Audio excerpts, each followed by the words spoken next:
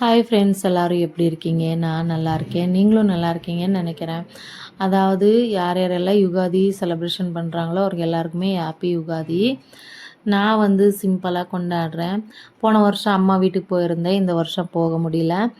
சரி, ஓகே, எனக்கு கொஞ்சம் உடம்பு சரியில்லை, அதனால் போகலை. நான் ஒரு வாரம் மேலே ஆச்சு வீடியோ போட்டு. எல்லாருக்குமே சாரி. எனக்கு வந்து ஃபஸ்ட்லேயே சொல்லிடுறேன், பாருங்கள், லைக் பண்ணுங்கள், ஷேர் பண்ணுங்கள், சப்ஸ்கிரைப் பண்ணி பாருங்கள். அதாவது எனக்கு இப்போ தான் 106 வந்து சப்ஸ்கிரைபர் கிடச்சிருக்காங்க. ப்ளீஸ் லைக் பண்ணி பாருங்கள். அதாவது நீங்கள் லைக் பண்ணால் இன்னும் கொஞ்சம் ரீச் ஆகும், அவ்வளோதான். எனக்கு எல்லாம் ஒன்றும் இல்லை. நான் வெள்ளிக்கிழமை வந்து பூஜை ஆரம்பித்தேன். பூஜை வேலை நான் வந்து என்ன சொல்கிறதுன்னா வந்து ஒரு பொடி ரெடி பண்ணிக்கிட்டேன். பட்டை, கிராம்பு, வந்து ஏலக்காய், ஜவ்வாக், பச்சை கற்பூரம், இது இத்தனையும் போட்டு ஒரு பொடி போட்டு வீட்டில் விளக்கேற்றிட்டு இருந்தேன். அதாவது விளக்கு கலீஜாகுது, அழுக்காகுதுன்னு நினைக்காதீங்க. இது போட்டு செஞ்சு இப்போ விளக்கேற்றி பாருங்கள். ரொம்பவே நல்லா வீட்டில் மனமாகவும் இருக்கும், நல்லா ஜாலியாக சந்தோஷமாக நிம்மதியாகவும் இருக்கும். எந்த சண்டை சர்ச்சும் இல்லாமல் நல்லபடியாக நிம்மதியாக இருக்கலாம்.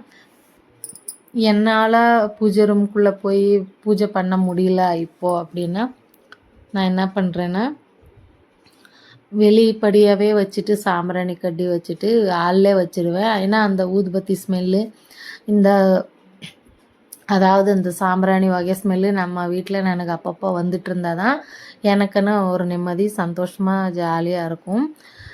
அதாவது ஈவினிங்கு காலையில் வந்து ப்ரெட்டு காஃபி குடிச்சிட்டேன். பூஜை வெள்ளிக்கிழமையோட பூஜை முடிச்சுட்டு ஈவினிங் வரைக்கும் சாரீ கட்டிட்டு அப்படியே இருந்துட்டேன். அப்புறம் வந்து வெள்ளிக்கிழமை எதுவும் க்ளீன் பண்ணக்கூடாதுன்னாங்க. சரி, துணிமணி எல்லாம் மடித்து வச்சுட்டேன். என்னால் எவ்வளோ முடியுதோ அவ்வளோ வீட்டில் நானே வேலை செஞ்சுப்பேன். இனிமேல் பாப்பா ஒரு 3 மாதத்துக்கு வீட்டில் தான் இருப்பாள், காலேஜுக்கு போகிற வரைக்கும். அவள் ஹெல்ப் பண்ணுவாள் எனக்கு. நாங்கள் வந்து மாமியார் வீட்டுக்கு போயிருந்தோம்.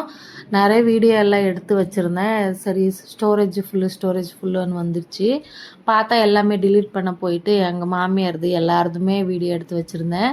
அது எல்லாமே நான் டிலீட் பண்ணிட்டேன். இது வந்து நம்ம வீட்டு, அதாவது நம்ம நிலத்து பக்கத்தில் இருக்குது இந்த பிரிட்ஜு. அந்த பக்கம் நான் வீடியோ பண்ணிக்கலான்னு பார்த்தேன், வீட்டு சைடு மறந்துட்டேன். அப்படியே அதோடு ஸ்டாப் பண்ணிட்டேன். வேலைக்கிழமை பூஜை வந்து இந்த பாருங்கள், இந்த மாதிரி நான் சாய்பாபா ராகவேந்திர சாமிக்கு இந்த மாதிரி என் வீட்டில் என்ன இருக்குமோ அது வாழைப்பழம், கல்கண்டு, இதெல்லாமே எது முடியுதோ, அதாவது ட்ரை ஃப்ரூட்ஸ் எதனா இருந்தால் வச்சு பூஜை பண்ணிவிடுவேன். சாய்பாபா சாமிக்கு இந்த மாதிரி சாய்பாபா ராகவேந்திர சாமி இந்த மாதிரி பூஜை பண்ணி முடிச்சிடுவேன். எப்போவுமே பூஜை இதையே போடுறான்னு நினைக்கக்கூடாதுன்னு நான் எல்லாமே போடுறது கிடையாது. ஒரு டைம் வெள்ளிக்கிழமை பூஜைன்னு போட்டுடுறேன், அவ்வளோதான். போட்டு முடிச்சுட்டு அம்மா வந்து அண்ணா பசங்க அக்கா பையன் ஒரு நாள் ஞாயிற்றுக்கிழமை வந்திருந்தேன். அவங்க எல்லாருமே இங்கே இருக்கும்போது அவங்களுக்கு கவனிச்சிக்கணும், சரி வீடியோவே பண்ணிக்கிட்டு இருந்தால் ஆகாதுன்னு சொல்லிட்டு ஒரு வாரம் பண்ணவே இல்லை. அம்மா வந்து ஒரு பொம்மையை பார்த்து வந்து ஒரு விஷயம் காமெடி தான் இது. ஒரு பொம்மை, அதாவது புத்தர் பொம்மை தான். அம்மாவுக்கு தெரியாது புத்தர் பொம்மை இதுன்ட்டு.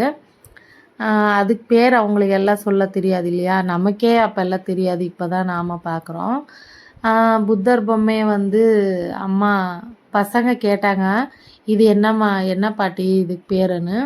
சும்மா அவங்களுக்கு தெரிஞ்சிருக்கு, ஆனால் வந்து அவங்க காமெடியாக கேட்கும்போது எங்கள் அம்மா அதுக்கு பேர் சில்கம்மான்னு சொல்லிடுச்சு. சில்கம்மான்னு சொல்லும்போது பசங்க எல்லாம் வந்து விழுந்து விழுந்து சிரிக்கிறாங்க, என்ன பாட்டி அதுக்கு பேர் சில்கம்மான்னு சொல்கிறேன்ட்டு. அப்புறம் என்னோடய அண்ணன் பொண்ணு சின்னவ ஆரம்பிச்சிட்டா, என்னம்மா உன் சில்கம்மா காஃபி கொடுத்தியா, என்னம்மா உன் சில்கம்மாவுக்கு டீ கொடுத்தியான்னு. அப்புறம் அது ஒரே சந்தோஷமாக ஜாலியாக இருந்துச்சு. எப்படி சொல்கிறதுன்னா, எங்கள் அம்மா அதை பற்றி சொல்லும்போது ஒரு டைமு ரொம்ப சந்தோஷமாக பிள்ளைங்க ஜாலியாக சிரிச்சுக்கிட்டு இருந்தாங்க. காஃபி குடித்தா, அம்மா உன் சில்கம்மா காஃபி கொடுத்தியா பாட்டி அப்படின்னு கேட்பாங்க. ஆமாம் நான் கொடுத்துட்டேன்னு சொல்லுவாங்க அம்மா. ஒரு டைம் கரண்ட்டு போயிடுச்சு. கரண்ட்டு போகும்போது கரெக்டாக என்ன பண்ணுறது பாட்டி, சாப்பாடு செய்கிறதுக்கு மிக்ஸி இல்லையே அப்படின்னு கேட்குறாங்க பசங்க. இல்லை சில்கம்மா கரண்ட்டு கொடுப்பாங்க அப்படின்னு சொன்னாங்க. கரெக்டாக அந்த கரண்ட்டு வந்துடுச்சு ஒரு செகண்டில். ஒரே சிரிப்பு பசங்களுக்கு. ஆ ஒரு டைமு கரண்ட்டு இன்னொரு டைம் மழை வந்ததில் கரண்ட் போயிடுச்சா, அப்போ வந்து என்னோட அண்ணன் பிள்ளைங்க தான் சமைச்சாங்க.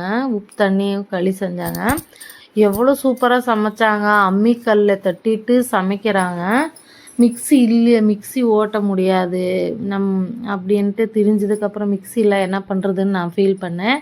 அத்தை நான் இதில் தட்டி தரேன்னு சொல்லிவிட்டு என்னோடய அண்ணன் பையனும் பிள்ளைங்க தட்டினாங்க.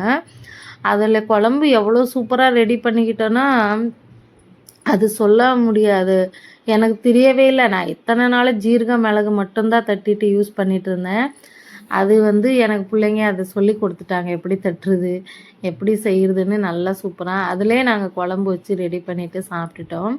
ஆனால் அருமையாக ரொம்ப நல்லா டேஸ்ட்டாக வந்துச்சு குழம்பு. எப்படி சொல்கிறதுன்னா, நான் நல்லா இருக்காது அப்படின்னு நினச்சேன். எவ்வளோ டேஸ்ட்டாக அம்மிக்கல்ல அரைச்சா டேஸ்ட் இல்லாமல் இருக்குமா? அதுக்கப்புறம் தான் நான் ஃபீல் பண்ணேன்.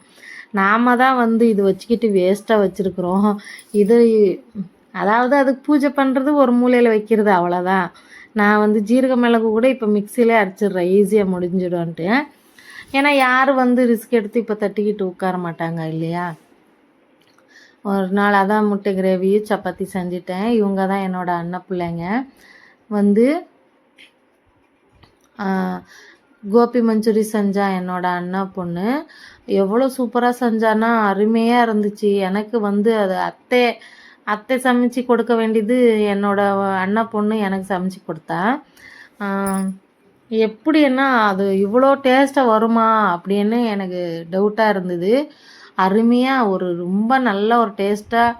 கடையில் வாங்கியிருந்தோம்னா எவ்வளோ காசு செலவாயிருக்கும், 10 பேருக்கு எவ்வளோவா இருக்கும். ஆனால் எவ்வளோ சூப்பரான ஒரு கோபி மஞ்சூரி நாங்கள் அண்ணா பொண்ணு வீட்டிலே இருந்த பொருள் வச்சு இவ்வளோ சூப்பராக ஒரு கோபி மஞ்சூரி செஞ்சு கொடுத்துச்சு. நான் நல்லா என்ஜாய் பண்ணேன், சாப்பிட்டேன். நல்லா இருந்துச்சு. நீங்களும் வந்து ட்ரை பண்ணி பாருங்கள் வீட்டில்.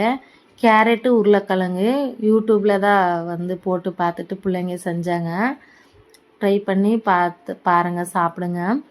நம்ம கடையில் சாப்பிட்றதோட வீட்டில் செஞ்சு சாப்பிட்டா நல்லாயிருக்கும். என்ன கொஞ்சம் பிளேட்டுங்க எல்லாம் ஜாஸ்தி ஆகிடுச்சி. வீடு க்ளீன் பண்ணுறது கொஞ்சம் வேலை ஆகிடுச்சி, அவ்வளோதான். கிச்சன் க்ளீன் பண்ணுறது. சரி, நான் க்ளீன் பண்ணிட்டேன். எங்கள் அண்ணன் பிள்ளைங்க அது செஞ்சாங்க, நான் க்ளீன் பண்ணிட்டேன். அப்புறம் வாக்கிங் போயிட்டு வந்து ஞாயிற்றுக்கிழமை வந்து மட்டன் சிக்கன் கிரேவி மட்டன் கிரேவியும் சிக்கன் பிரியாணி செஞ்சு கொடுத்துட்டு பசங்களுக்கு வந்து ரத்த பொரியல் எல்லாம் செஞ்சுட்டேன். ஏன்னா நான் செய்கிற ரத்த பொரியல் பசங்களுக்கு ரொம்ப பிடிக்கும். இவ்வளோ செஞ்சிட்டேன். ஃப்ரெண்ட்ஸ், வீடியோ எண்டிங்கு வந்துச்சு. லைக் பண்ணுங்கள், ஷேர் பண்ணுங்கள், சப்ஸ்கிரைப் பண்ணி பாருங்கள். எனக்கு கொஞ்சம் சப்போர்ட் பண்ணுங்கள். இப்போ தான் வந்து 106க்கு வந்திருக்கு. நான் மறுபடியும் சொல்கிறேன்னு நினைக்காதீங்க. ஆல்ரெடி சொல்லியிருப்பேன்னு நினைக்கிறேன், இப்போவும் சொல்கிறேன். நீங்கள் லைக் பண்ணால் தான் என் வீடியோ கொஞ்சம் ரீச் ஆகும். ப்ளீஸ் லைக் பண்ணுங்கள் ஃப்ரெண்ட்ஸ்.